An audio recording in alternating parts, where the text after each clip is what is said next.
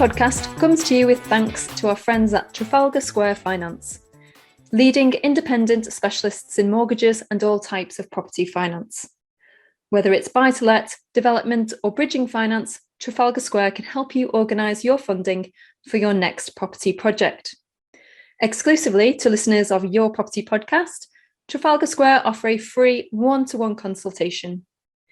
So whether you are a portfolio landlord looking to raise funds on your existing portfolio, or if you're just starting out and want to find out if you are eligible for a buy-to-let mortgage, Trafalgar Square Finance can help. It's easy to book with one of their experienced consultants by simply visiting yourpropertynetwork.co.uk/finance. You can find this link in the show notes for more details.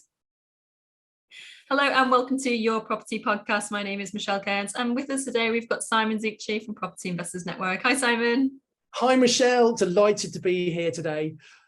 Well, it's great to have you on, and it's really good timing actually to have you on, because obviously we were just talking before about the what's going on with the market, what's going on with the economy, and a lot of people are pretty nervous at the moment. We're recording this on 31st of August 2022. And there is lots in the news about the rising cost of living, inflation, fuel prices, just all sorts going on at the moment. And people who are interested in property investing perhaps are a bit nervous or uncertain and thinking, well, should I wait and see what happens? Or should I just carry on and buy now or carry on securing deals? So what is your opinion? Okay, well, I mean, we've got to keep it quite short. We could talk for hours about this, but let me give you a really few quick short points to think about. So first of all, let's talk about cost of living. Cost of living is ridiculous at the moment. I mean, I think the official figure at the time we record this is something like 10.1%. But I don't know about you, I think it's far more than that. If you've been to a supermarket recently, shopping has gone up massively.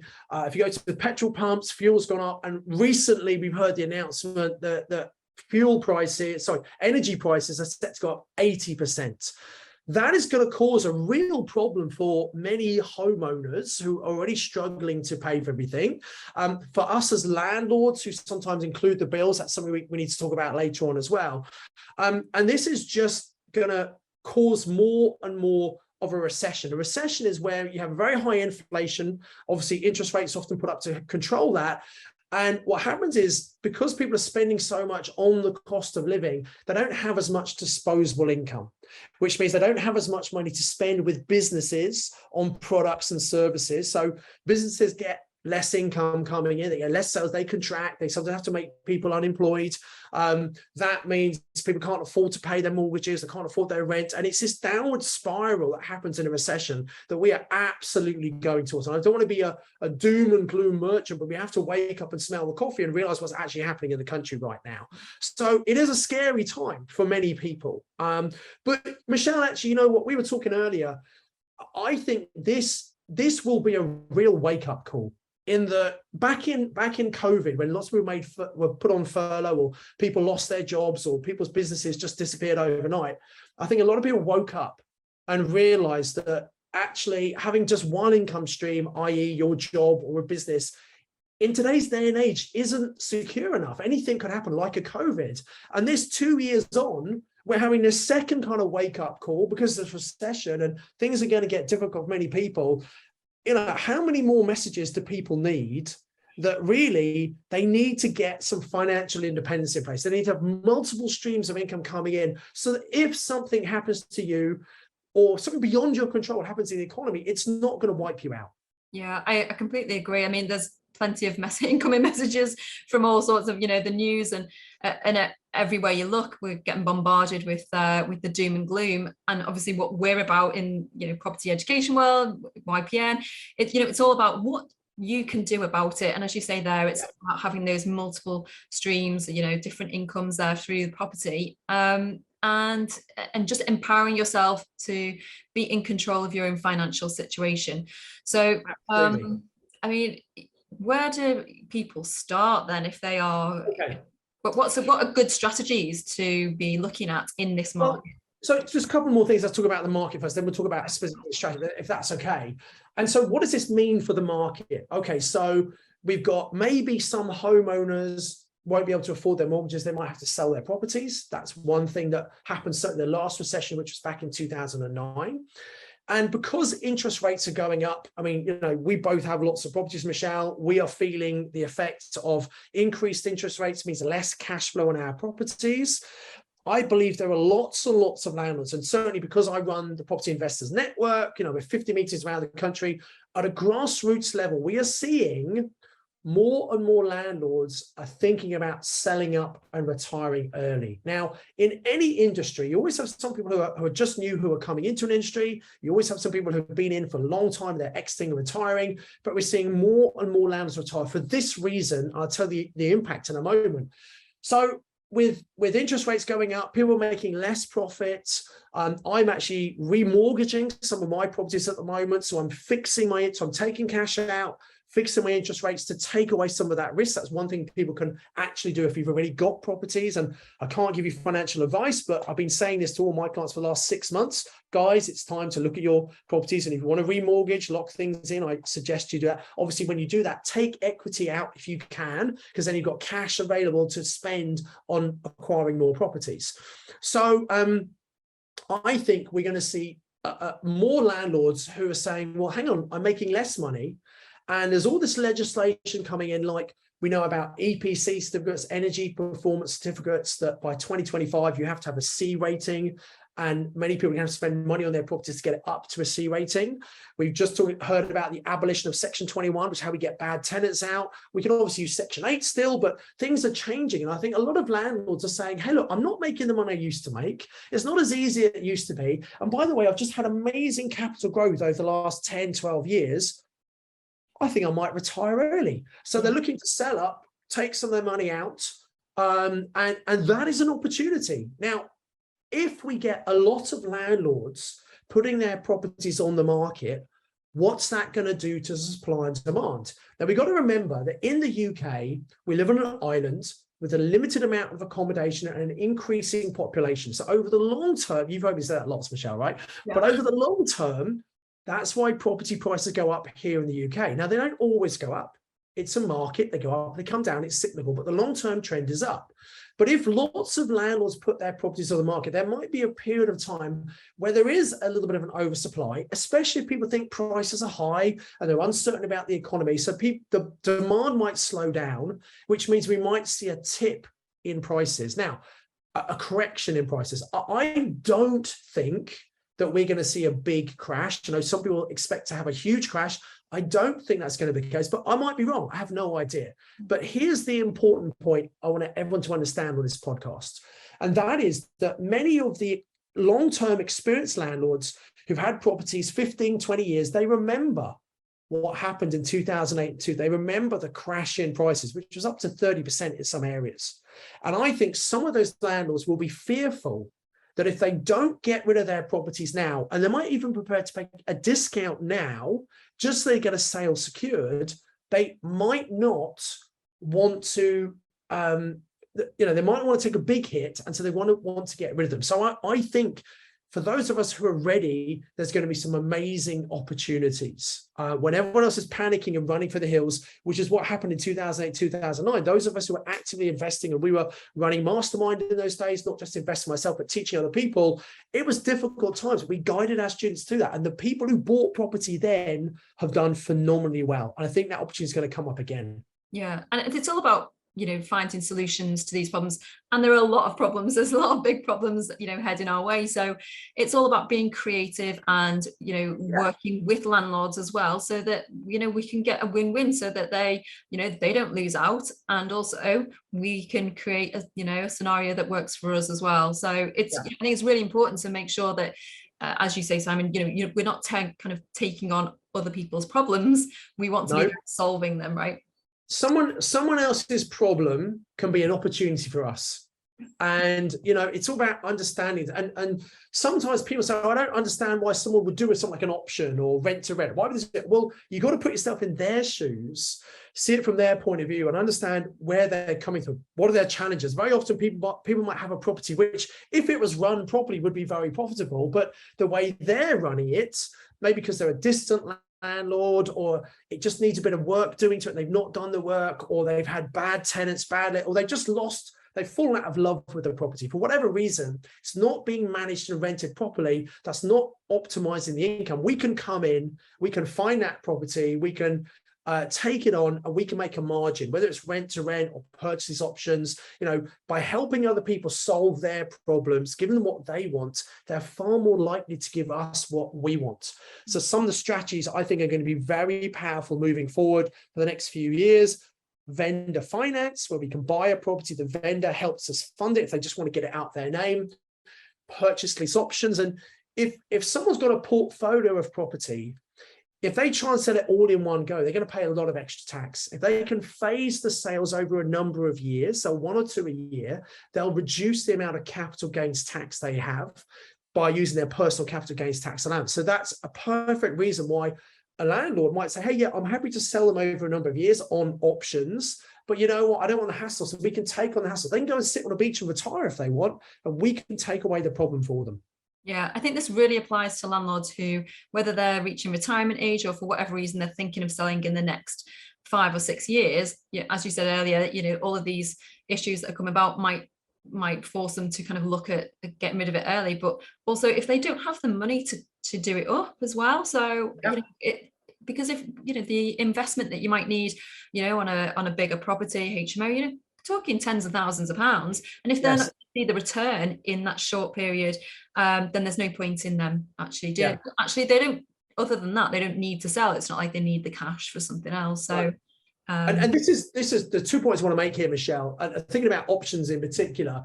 A lot of people struggle to get their head around why on earth would someone agree to do this option, and also a mistake that many people who've heard about options, they try and do an option on every deal, and options are amazing in the right circumstance. And you nailed it when you just said you're looking for people who don't really need the money now. If they did sell a property, they'd probably just put the money in the bank. And guess what? As we know at the moment, because of inflation so high, anyone who puts money in the bank, they're literally losing money hand over fist. So what we're giving them is a better solution than selling and putting the money in the bank, because if they sold, they'd lose all the income from that property. Whereas if we do an option, we take it on, we take away the hassle, and we still give them a payment often enough to cover the mortgage, maybe some profit still. So they're getting income from a property, which they wouldn't get if they sold. Someone else looking after property, and actually in some cases, us even doing up and adding value to the property that they still own. I mean, in the right circumstances, it's a bit of a no-brainer. In fact, I've had landlords say to me, Simon, that sounds too good to be true. What's the catch? I said, no, there is no catch. That I want to make money. You're going to make money. This is a win-win for everyone. So the first thing is you've got to really get your head around that. And I know, Michelle, we were talking previously about one of the deals you've done, and it'd be great why don't I interview you? Let's turn this around. I'll interview you on the podcast if that's okay, and talk to you about that and try and pull out some of the key learnings to it so they really get this and understand this. And then also recognize it's got to be the right time. So I know you've done a few options, but one of the ones haven't you got a 10-bed licensed HMO in an Article 4 area that you've picked up on an option, haven't you? I did, yes. It sounds a lot. So let's think about it. Let's just say this, guys. A 10-bed HMO, fully licensed in an Article 4. A lot of people say, oh, you can't do Article 4. Well, yes, you can, because guess what? If you pick up a property that's already licensed, you've got certificate of lawfulness or the planning permission in place, and you can absolutely do it. So, Michelle, how did you find this deal? So this deal, I actually had another property on the same street, and I work with lots of people in my area who are also, looking at rent to rents and lease options and looking for deals. And one of my friends, really, he just said to me, well, I've got too many on at the moment. I can't do them all. Do you want to have a look at this one? I said, yeah, sure, I'll go and have a look at it. But to be honest, 10 bedrooms, the idea of a 10-bed HMO at the time was really scary, and I thought, I'm not sure if this is for me. I'm not even sure this can work. Okay, as a student property where you've got two groups who already know each other, maybe. Yeah. But professionals, I thought, are professionals going to want to live in a 10-bed HMO? Well, I was quite skeptical, but I just thought, I'll go along and I'll see, and we'll see what happens. So yeah, I went along and spoke to the owner. So it was actually presented to me as a rent-to-rent deal. Michelle, I want to interrupt you here. Okay. I want to make this point, and I don't want to upset people who are doing rent to rent, but I want to help you. If you're doing rent to rent, please listen very carefully. I think rent to rent can be an amazing strategy, especially if you're starting out. But even I know some very experienced investors who do rent to rent because they will, I don't have to get a mortgage. I don't have to put a lot of money in. I'm going to do rent to rent. So rent to rent can work for everyone, right? But here's the biggest problem with people doing rent to rent. They just think rent to rent. And often they're doing it because they might have run out of their own deposit money. Think, I've got to do rent to rent. And they forget that there are all these other strategies they could use. Look, if it's a really good deal and someone wants to sell, even if you don't have the money, if it's a good enough deal, you could joint venture. Someone else could put the money and you do the work. And as well as getting some of the cash flow, you get the equity growth as well. So you could do that. Or, as we said, a purchase lease option. And some people are renting, they're so focused on rent to rent, they don't really think bigger than that, and they probably miss a huge number of options, which maybe your friends maybe kicked himself because this could have been an option that he could have done maybe. It could have been, and I'm sure he is kicking himself about it now. And it needed a lot of work doing to it as well, which was money that I didn't have at the time. And I was, funny enough, because I'd done rent to rent in the past as well, and I had never, at the beginning, I didn't know about purchase lease options, and I was actually got this deal when I was on Mastermind with yourself. Yes, I know, yeah. And so it was all about being creative. How can we find a way to do these type of deals? So yeah, even the refurbishment, which needed about 30k of my money, I found an investor to work with on this. So it's not like I even had the money, like just sitting around waiting for deals like this. I had to make it happen somehow, and obviously borrowed that from an investor to do the refurbishment. So you've heard me say many times on Mastermind, Michelle, that if you have a good deal, you'll find the money to fund it, right? Yeah. And this sounds good. So let's talk through the figures so everyone can get a really good understanding of this. So 10-bed HMO, so someone else found it. They literally had too many deals to do themselves. They were just thinking rent to rent. They passed on. Did you pay a finder's fee to them for this? Yeah, so I paid £3,000. Yeah, which is a very reasonable finder's fee for a good deal. So that's fine. And let's try and help everyone understand what were the circumstances of the seller. Well, why weren't they making lots of money from this themselves? Well, it'd been in the family, the house for years, and they'd run it as a student HMO, which is important because it worked years ago as a student HMO. It was just almost a stone's throw from the university. So it had worked for many, many years, full occupancy, and then the last couple of years, slowly it was more difficult to find student tenants, and they had to kind of suffer a few voids and have empty rooms just to kind of cover the bills, and it was just getting more hassle for them as well. They were getting older and they didn't want to be doing it. They'd moved away as well, and relied on an agent, and it wasn't working for them anymore. So I want to help everyone who's watching this, and this is a trend throughout the UK. In many university cities, there is now too much student accommodation. And you get landlords who've only ever done student accommodation, and it's worked for years and years. And then as a more and more accommodation kind of pops to these new big purpose-built buildings or whatever it might be, or more parents buying properties for their kids, there's more and more accommodation available. And sometimes accommodation that is either too far out from the university or not quite a good enough standard, it's then very hard to rent. So that sounds like exactly what's happened with this person. Yeah, it really was. It was just very tired. It was full of magnolia walls and the pine furniture. And you know what? It was decent from IKEA, decent furniture, but it was just pine. Very boring. Very standard. Brown carpets, like just a bit. The bathrooms, with like the shower screens over like the curtains, and it really dated. The kitchen again, it certainly wasn't up to professional standards in terms of what we learn as in the property education world is all about being the best in your your niche area. You want to be competing with everyone else is just doing average properties. And I thought, if I'm going to do this has to work. It has to be the best house share in Chester, and that's what we're constantly striving for, so that we can provide a great tenant service for the tenants. So when you do a purchase up, there's some things you need to know. So you agree how much you're going to buy this house for and how long you've got to. So what was the purchase price you agreed on the property? So we got an independent risk surveyor to come out and value it, and they came and we actually paid for jointly for that. So it was one valuation, independent. We paid half for that, and that came out as £350,000. Okay. Remember, this is important. It was empty at that point, so they valued it as an empty student tired property. Okay, so that's in your favor, down value slightly, which is great. Okay, and then there's an option here. So we enter into an option. We have a right to buy a property for a period of time, and we can buy any time in that time period. So how long did you have to buy the property if you want to? You don't have to, but if you want to, how long have you got? Yeah, so it was 5 years, and you mentioned a good point. There's the option to buy, you don't have to, and I think sometimes that's a potential issue for vendors, and they kind of think, well, how, what if you don't buy it? So there was a lot of conversation with them about that, and how well, first of all, the contract can be assignable. So if for any reason I couldn't or didn't want to, for some unforeseen reason, I couldn't buy it, then I could assign it to another investor. So that's more certainty for them.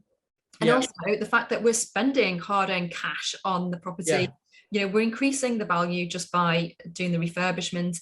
That will lead naturally to an increase in rent. So because of it being a 10-bed, it should be valued on a certainly a commercial or hybrid valuation. So it should be worth more. So you'd absolutely be crazy not to buy it in the future, because it should be worth more. And obviously, hopefully you've got the capital appreciation as well. Yes. So in other words, what you're saying is that, and you're right, sometimes the fact that you don't have to buy is a real concern for the seller, because they don't want they want to get rid of it, right? So and you've obviously listened to what we taught you really well about, saying, look, I'm investing all this money. I wouldn't be doing that if I didn't intend to buy, because if I don't buy, I've just added value to your property and got no benefit from it. Now, you have got a benefit because you've got the rental income over the 5 years, which we'll come to in a moment. But still, that's a great way of justifying it to the owner. And look, some properties you take on and there's not a lot of work to do. Sometimes there is a lot of work. So how much did you, I know you said you used an investor's money for this, but how much did you have to spend on the work? Yeah, so it was about £30,000. So it was a new kitchen, new bathroom, 2 new bathrooms. We actually put another bathroom in under the stairs. That was later on, once we had some cash flow coming through. So new carpets, new furniture. A lot of the costs were leased. So the furniture, for example, we didn't have to have the upfront cost. We financed a lot of them. A lot of it. And that comes out of the cash flow from the property. Came out of the cash flow, absolutely. So Brilliant. The owners actually put in 6,000 of their own money to get us, to contribute to get it going as well. It was. That's great. Yeah. Good. And so how much does actual rental income does it bring in for you? And then what's and also that you pay a monthly fee to the owner. So how much do you pay to the owner, first of all? So thankfully on this one, it worked well because they didn't have a mortgage on it. So we were able to negotiate. Now, because as I said at the beginning, the 10 rooms, I was quite apprehensive about, about doing the figures on 10 rooms, because I thought, well, we're not going to have full occupancy all the time. I just couldn't imagine it, There's definitely a limiting belief of mine, Simon. And 2 of the rooms were, just in the legal limits, 6.52 or whatever it is. So they were kind of box rooms. We were able to let them out, but I thought, you know what, they're going to be really difficult to let out. So as a sort of negotiation point, I worked on the basis of 8 double rooms, and then, allowed for kind of flexibility on those 2 other rooms. So I think that's very sensible. Rather than trying to fudge the figures and make it work, you're being realistic. Look, these 8 we're going to rent quite well, but these 2 we may not rent so well, and so that's a bit of extra profit for you, isn't it? I guess. Exactly. And obviously we had the cost of doing the refurbish as well. So we agreed £1,500.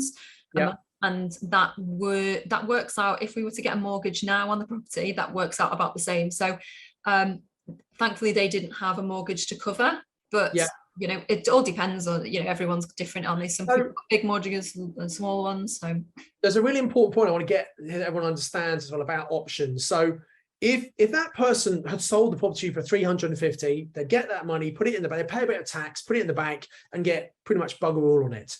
But this way, they're getting 350 plus for the next 5 years. They're getting 15. So they're getting 18,000 a month, sorry, a year, sorry, 18,000 a year, which is a lot more than they'd get in the bank, obviously. Yeah. Get it for 5 years. So in fact, they're actually getting a lot more than 350 if they sold the property right now. So that's a massive reason why that works for them, right? Yeah, if we were to do the maths on it, so 350 they're locking in, and when they're getting the go on, do the math, so 1,500. I'm just trying to do it on my phone here. So 18,000, I can't, not fast. 18,000 times 5 is an extra 90,000. So really, a property that's worth 350 and it's in a tired state, they're actually getting 440 for it, even though they're not getting all the cash now. They're just prepared to wait for it. Yeah, and that's really important that I did say that to them at the time when we were talking about it, and I said, actually, the most that you'll get is, this 400, what did you say it was, 445? 440,000, which, is amazing. They're getting more for it than they ever would selling it. And really important as well, when they, if they were to just sell the property and live off the, the cash, of the sale price, they'd be eating into that every month. So after 5 years, it would be worth, there wouldn't be much left from that if they were using it for the retirement. So actually they're getting their income secured for the next couple of years. So this has been a great example, Michelle, of how when we find someone in the right circumstance, and as I said earlier, purchase options, they don't work all the time, but in this circumstance, this is a great solution for the owner and a great solution for you. And then obviously you rent it out, you got to pay the bills and that kind of thing, and management, etc. So after all of the costs, how much are you making each month from this 10-bed property? Well, at the moment, obviously, the bills are yet to kind of be increased on that one for the going up. But at the moment, it's 1,400, just 1,400 a month. 1,400 a month, which is, amazing, right? And here's an important point. Yeah, bills are all going up, but guess what? Bills are going up for every landlord who's got a rate to it. So it's not like you're disadvantaged to every landlord's in the same boat. We're going to see rents going up because of this. Now, there is a certain cap. There's an affordability thing, but I think tenants will start to realize that if they were living elsewhere, it's going to be the same. All landlords are going to put the rents up. And also, if they're living in a studio or an apartment on their own, they'd be paying a lot more because they'd have to pay their own bills. So I think you can negotiate with your tenants and put the rent up a little bit, maybe get them to think more about using the energy efficiently, etc. But the key here is you want to do properties that have got plenty of profit. So when things like energy costs come up, you've actually got money to pay for that and you're still making money. Yeah, that's true. And obviously we negotiated that buffer for the 2 small rooms as well. And there are things that you can do, yes, it might be less, but, in comparison, I was teaching, my past life before property was teaching, and, that was a monthly salary for me, £1,400. So from one property. That's just crazy. One property. And I think people just, become creative, whether that's installing software to manage the heating systems, not just choosing tenants who don't work from home is an easy one. Yes. They're out all day. It's no good if they're all at home all day, using electricity, and, that's your choice who you choose to, to give the room to. And there's certainly lots of demand. And also, where people would normally go for a flat and they're thinking, oh, well, I'm actually going to have all these extra costs. Now they're looking at HMOs as well. So there's lots of demand still, I think. So just to summarize this deal, so it was a motivated student property, and you've always taken it and you repurposed it for a different type of tenant, a young professional. I love what you said about trying to be the best young professional sharing chess. That's a great attitude to take. And we don't want to compete on price. We're going to compete on service and try and be the best. You got a right to buy this thing at 350,000, and that was probably a slight down valuation because it wasn't in great condition. If you're making it a 10-bed, giving you on a 500 a month, that could be a 500 valuation. So although you're buying at 350, it could be easily worth 500. So using the right creative finance, you might be able to buy that with very little of your own money, and over the 5 years, you're making 1,400 a month. That's close to maybe 17,500, 18,000 a year, maybe 17,500 a year. So that's 85,000 over the year in 5 years in profit. So 85,000 in profit. Again, you could actually use that if you wanted to count that towards a deposit. If you're right there, and that was the beauty about this deal, and obviously all purchase lease options, where you don't need the upfront costs of the stamp duty and having to find huge deposits, but you are benefiting from the rental income as if that profit margin as if you own it. So that is, you know, a huge advantage. And as you say there, you've got the choice, and that's something we do as well, working with our investors, is, you know, you put the money aside, and then you've got that money there ready for the equity or to pay the investors. And something I want to ask you, Michelle, and you can start asking me questions in a minute if you want, but so I want to ask you is I know obviously you've done some training with us, you learned all about purchase lease options, and all the other strategies we do, but when you were doing rent to rent, and that's kind of how you started, how many people start, which is great, did you ever think people would do something like an option? Well, first of all, I didn't even know, you know, that this was, you know, an option in itself. I didn't even know to ask. So that was the beginning. And then once I understood, you know, there was a lot of talk of, oh, they're really difficult to find, and it's like trying to find hen's teeth, you know. But actually, it's just a numbers game. It's just asking, and it doesn't work for everyone. But if you don't ask, you don't get.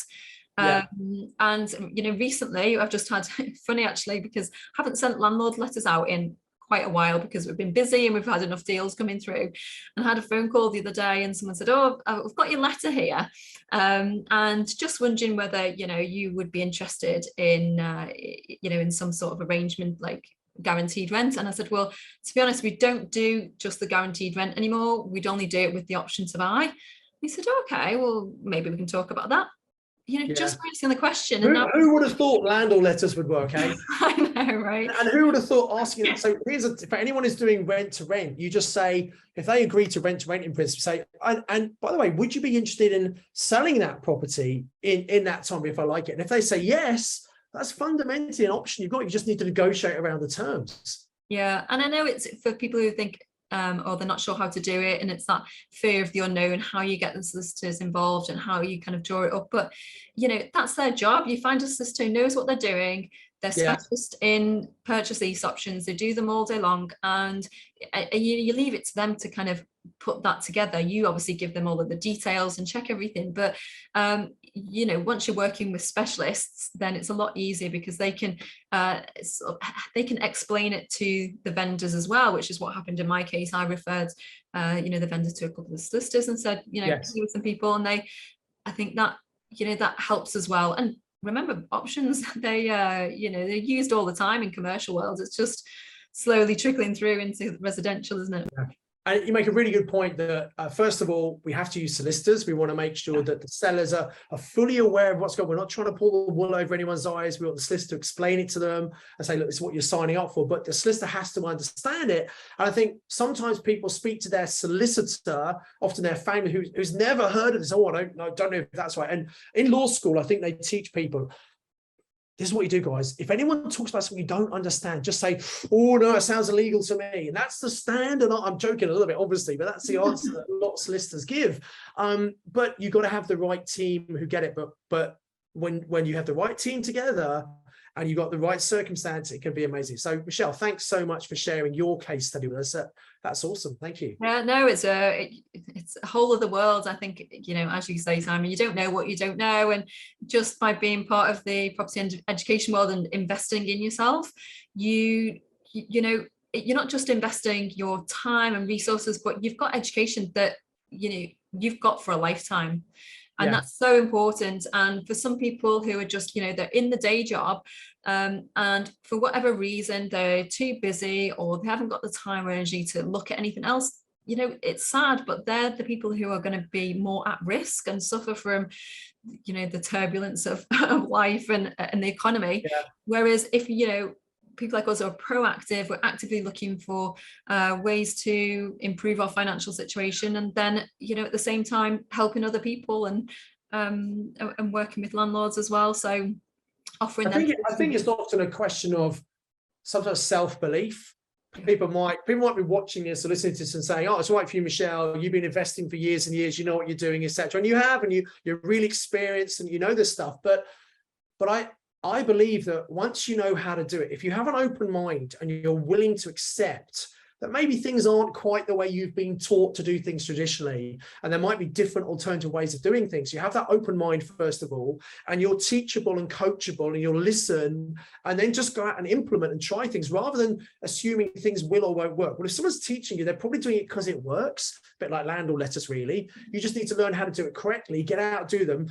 Be persistent and be patient. Things don't always happen straight away. And I think sometimes, Michelle, people, if they don't get results straight away, they're very impatient. No, it doesn't work. They haven't given it long enough. They haven't tried it properly. But if you follow the process, this stuff just works. And anyone who's listening to this, who has maybe been listening to podcasts and watching videos for what seems like a long time and not done anything yet, put a stake in the ground. I do believe the next 12 to 24 months are going to be such an amazing time, because there are going to be so many more landlords wanting to retire, want to set up, and whether it's vendor finance, purchase, or whatever it is, there's going to be opportunity here. So now is the time to invest in yourself, to take that step forward and actually start doing something. And even if you've been investing for a long time, you've been doing HMO, service accommodation, if you've not done an option, you are missing out. And even people who think they know about options, if you haven't done one yet, I suggest you probably don't know enough. Otherwise, you would have done one. Yeah, that's the great thing about options, is that they can be applied to any strategy, pretty much. So absolutely, it is really important to have that in your toolkit. And options are not, I refer to it as a strategy. It's not really a strategy, it's a tool. It's a tool you can use with single lets, with HMOs, with service accommodation, with commercial to residential, commercial properties. You said options really come from the world of commercial property. And if I lost everything and had to start again, Michelle, I would just do options, because you don't need to get mortgages, you don't need big deposits, and they're very, very profitable deals. And on that option, you put some money in, but you put what, 30, 35 in with all the costs and things, and you're making 1,400 a month. That's pretty much a 50% return on investment. I borrowed it as well. So yeah, and it was bought it for someone else. So it's an infinite return for you, because it's not even your money. Yeah, absolutely. So where can people, obviously, where do people start? You've got your training. Do you want to tell us a bit about that? Yeah, well, obviously, people should read Property Magic. Yes. If they haven't read that, they should listen to it. And I think you send a copy out with most people who subscribe to YPN Magazine anyway. So sometimes when things are free, they don't value it. So you might have got a free copy, then make sure you go and read it. I've had people who said, yeah, I've had that on my bookshelf for years and I've read it and it's amazing. And I think, well, why did you read it sooner? And it's, guess what? Because they didn't pay for it. They didn't value it. So go and read that for a start. We have lots of training, as you know. We have our mastermind program. People cannot just join mastermind because we want to make sure we get the right people and maintain our very good track record. But there are lots of things we do, such as we have various home study courses. People who are not quite ready for commitment like mastermind, because it is a time and financial commitment. A recommendation would be, hey, come and do one of our courses about HMOs or about service accommodation or about purchase lease options, and where you do lots of free training webinars, so you can find out about it and you make a decision, and we have money back guarantees and things. And when we do our home studies, they're slightly different, because rather than just giving you a course you get on with, we bring them out at certain times of the year, which is typically when our mastermind students, who once you're on mastermind, you get everything included anyway. When they're going through it, we open it up to people who are not on mastermind. They can pay, a couple of £1,000 normally, come and do that training at the same time. So they get to connect with all our masterminders. And although it's a home study course, you study at home, you're not doing it on your own. And the benefit of learning at the same time with other people, you get this network learning effect. And what that means is that you get inspired by, even if you're having a bad time with someone else, oh, they're doing it. Oh, maybe it is, but maybe I can. It helps build your belief. It encourages you to move on. So that's the way we do all of our home study courses.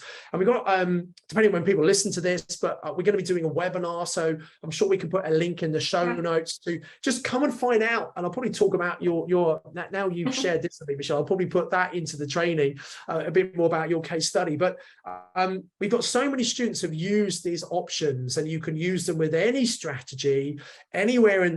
The only place you can't use options right now, just to be really clear, you can't do it in Scotland. Unfortunately, all of our Scottish listeners, I'm sorry, it doesn't work there. You can use what's called an EDC, an exchange with delayed completion, which is not the same, but it's very similar to an option, has many similar benefits. There are a few key differences.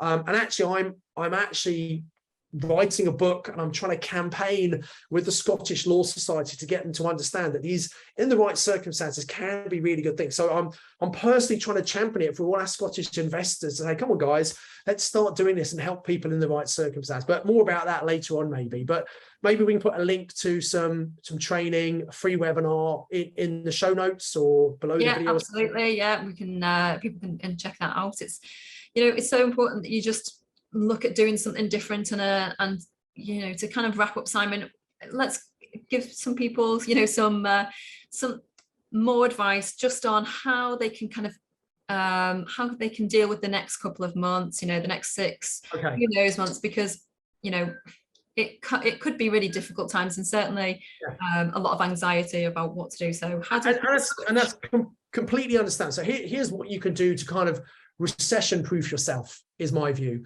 First of all, if you've got properties, investment properties, obviously one of the risks is increasing interest rates. I would suggest you speak to a mortgage broker who's got access to the full market. Look at your properties. You might decide you want to fix some of your mortgages. Obviously, if you plan to sell a property or refinance, be careful not to fix because you'll have penalties. So if you want to refinance, you might refinance as part of that remortgage, take out some cash if you want to be buying more, but fix your interest. So looking at your interest rates is one thing. Also, when it comes to energy bills, if you've got SA or HMOs, talk to your tenants, get them to understand that costs are going up. If you've not raised your rents, by the way, and this is for any properties you might have, maybe go into a bit of a market review. Rents have gone up massively over the last year or two, even as much as 20% in some areas. There's a very good chance if you're an existing landlord, and you've not put your rents up, you are undercharging right now. And obviously you need to make sure it's affordable. There's certainly a certain amount people can afford to pay in rent, but I would have thought at least the 5% rent increase is very reasonable, given that everyone knows the cost of living has gone up 10%. So that one thing alone, changing your rents and upping them a bit, could be worth a lot of money. Now, if you put them up too much and the tenant moves out, there are costs associated with that. So it's got to be balanced. And you've got good tenants. I've often left my rents where they are because I've got good tenants. I like them and I've not raised them for years and years. But I am now going back to saying, guys, come on, we need to bring the rents up. So that's another way of increasing your cash flow. Talking to tenants, make sure they're being energy efficient if you can. Make sure you're using strategies that do give you really good cash flow, such as serviced accommodation, such as HMO. So you've got a buffer there in case there are unexpected costs like energy bills, to make sure you can always afford to cover everything. And I think maybe diversification as well. Don't put all your eggs into one basket is something good you should do. I do think that thinking about strategies going forward, I do think HMOs, apart from the energy problem, I think they're pretty good, because if people are having tough times and they're having to tighten their belts, they might not want to live on their own in an apartment where they've got to pay the rent and the bills. Living in a shared community might be far more cost effective. So I think actually in difficult times, demand for HMO goes up. There is an oversupply of HMOs, as you said earlier, Michelle, so you've got to make sure it's really good, high-end HMOs, and you attract a better, more discerning tenant who's prepared to pay more and can afford to pay more, and they'll appreciate the nice property you're providing. I also think serviced accommodation, when done correctly, is also a huge opportunity, because think about this. As a landlord, we have people staying very short term. They're getting much higher rents. Now, it's not full all the time. You want to aim for about 70% occupancy. It's got to work at 50%. It's got to make money at 50%. Otherwise, it doesn't work. Don't do the deal. But, as the cost of going overseas increases, with the cost of, jet fuel and airline tickets is really expensive these days. If you're staying in hotels, they're really expensive. And, even when times are hard, people still need to take a break. They still want to get away. And I think staycations, where people are staying in the same country but staying in something like an Airbnb or short-term let or service accommodation unit, I think they're just going to become more and more popular. It's cost effective. You might get a couple of groups of friends who come together, stay in a place, far more cost effective than each getting their own hotel rooms. And I think that's going to be a really booming market. So HMOs, high cash flow, service accommodation, high cash flow. I think those are some of the strategies, in my view, that are probably kind of recession proof. What's your view on that? Yeah, I think so. I think anything where you've got that cash flow coming in rather than kind of like big long projects that you're not sure what the market's going to be like in a couple of years, for Yeah. sure. But Simon, just to finally, what about people's mindset then? So you talk about strategies there, but how can people make sure that they are in a really resourceful place, that they are on top form, they're on game ready? That's a great question, Michelle. And I believe that mindset is 80% of your success. I know a lot of people, you and I know people who kind of know what to do, but they just fail to do it. And that's because, hey, guess what? Fear kicks in, which is totally understandable, uncertainty, and I get it all. But we've got to be very careful not to allow the external worlds to have a detrimental effect on our minds. And so there are a couple of active things you can do. Stop listening to the news. I know you might need to check in occasionally to find out what's going on. And I've watched more recently than I have ever before. But I've also got this view that if something really important happens, someone's going to tell me, right?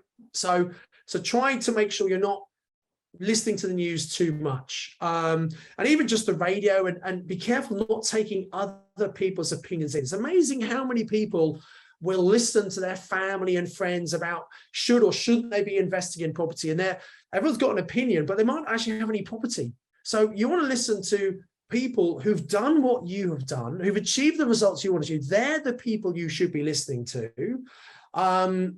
And getting an opinion from property multimillionaires rather than your family member who says, oh, I don't think you should be doing property now, it's very risky. And they're right, property is risky, especially if you don't educate yourself. And I think the final thing is get yourself around like-minded people. If you're seeing other people like you who are doing what you want, that builds your belief that yes, there are some challenges right now, but of course it's possible. And just to relate back, I think there are going to be many people who are literally running for the hills, scared with fear, quite rightly, because of what's going on or what's going to happen in the next 6 to 12 months. But when you have that uncertainty, you have that panic, that's the time to I think it was, what's his name?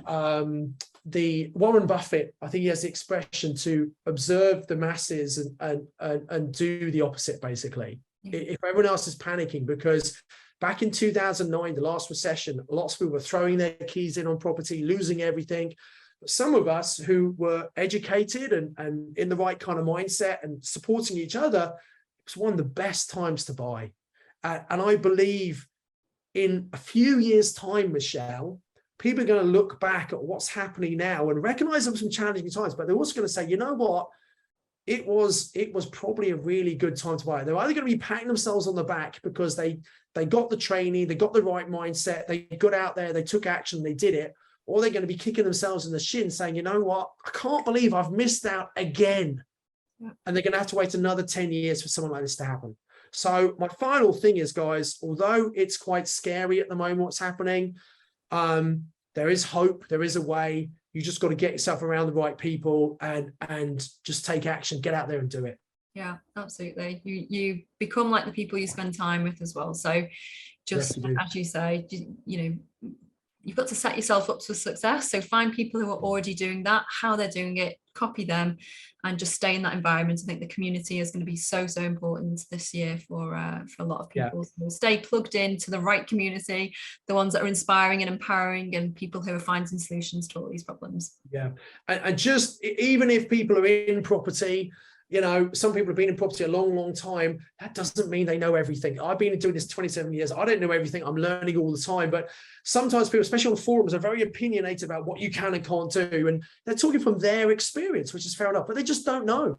And one thing I'd like to leave everyone is that this saying, and I'm sure you've heard me say this before, but I want to think about this, write this down. And if you can embrace what I'm about to tell you, I promise you're going to be far more open-minded. You're going to be far more successful. And the saying is, I don't know what I don't know.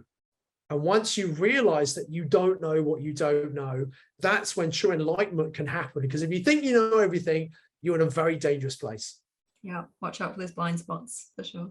Yeah, that's right. Great. Okay, well, I think that's a good place to wrap up. So thank you so much, Simon, for your time. We're going to put all of those links in the show notes. So I encourage everyone to go and check those out. And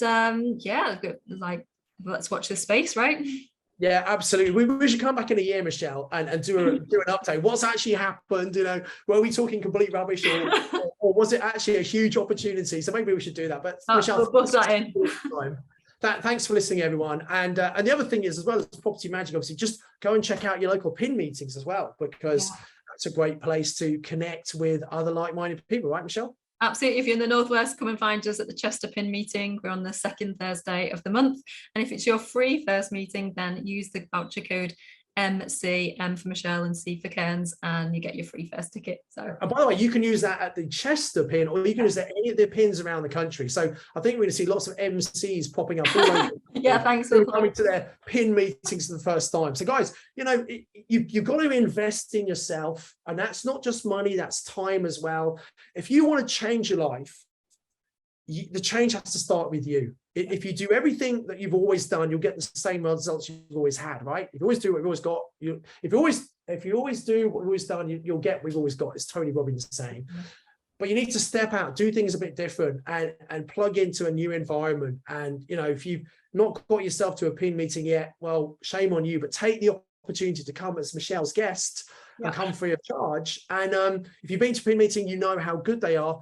Come and book yourself in, plug back in, get that support environment, and let's help you on your property journey. So, Michelle, thank you so much. And thanks Simon. To everyone. And I just encourage everyone to obviously invest with knowledge, invest with skill. Over to you, Michelle. Thank you so much. Thanks very much, Simon. Take care. And for anyone who is not yet a subscriber to the magazine, please click the link in the show notes for your free 30-day trial, and you'll find all of these strategies, and really important, all about that community and the network as well. So until next time, guys, take care and bye.